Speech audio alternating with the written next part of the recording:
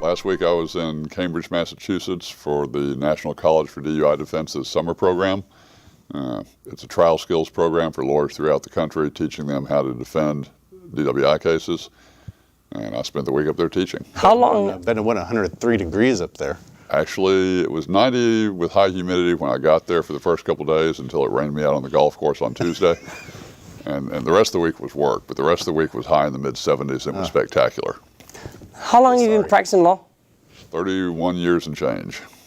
So I'm 35. I was 3 years old when you started practicing law. Have you ever worked for the district attorney's office? Have you always been a defense lawyer? When either one of those? I went to work for my current partner, Stanley Schneider, in March of 1985 as a law clerk.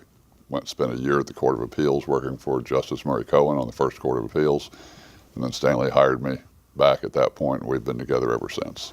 You know, there's a story that you were the second highest score on the bar, not the first. I've heard that story. Either way, man. Jimmy, it's always a pleasure to be here with you and Troy McKinney, as always. Well, I want to get into the big case going on this week over at the courthouse, and it wasn't at the courthouse because, first off, there is no courthouse for us to go to on a regular basis. Federal courts think it's the courthouse. Yeah. Well, no, I mean, I'm talking about state courthouse. This one was at the federal courthouse because of the lack of space to try cases and to bring in that many jurors for a capital case. And this would be the honor killings case of Ali Ersan. Right. Today he was found guilty after 45 minutes of deliberation, capital murder case. The issue in the case, of course, was that there were two killings of the spouses of his children. They were 11 months apart, and they were called honor killings.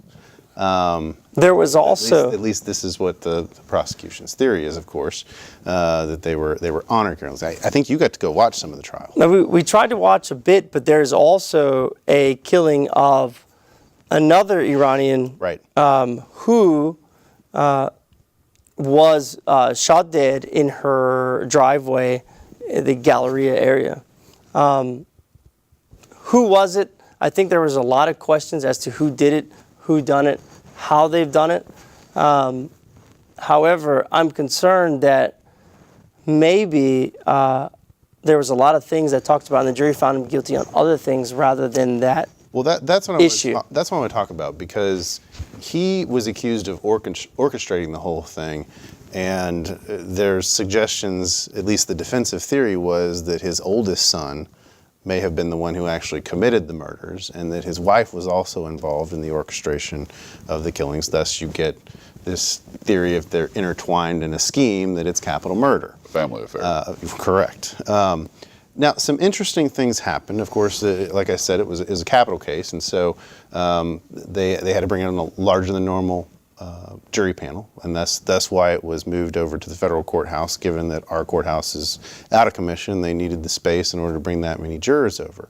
And they've been doing this on any capital cases that have gone. They've been trying them over at the federal courthouse. But at some point this week, earlier this week, there was an incident, which is what I really want to focus on for purposes of our discussion about this trial, because I think it's probably what led to, as you and I were talking earlier, Troy, a very quick verdict in a capital case.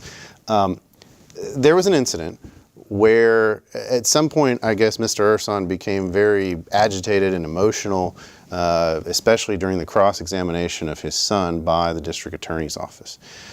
At some point, the jurors in this case expressed to the bailiff and the judge that they were in fear not only for their safety, but for the safety of the prosecutors based on the emotional reactions of Mr. Ersan. A mistrial was, of course, moved for. It was denied. After the jury had been let out of the room, Mr. Ersan continues on this emotional path and shouts, "The prosecutors are devils," as he's being let out of the courtroom. That, to me, says, when the jury is expressing, hey, we're in fear of this guy, we're in fear of our own lives, we're in fear of the prosecutor's life, I think the presumption of innocence is kind of gone at that point. And we haven't even gotten to where he took the stand, testified, much less have it submitted to the jury.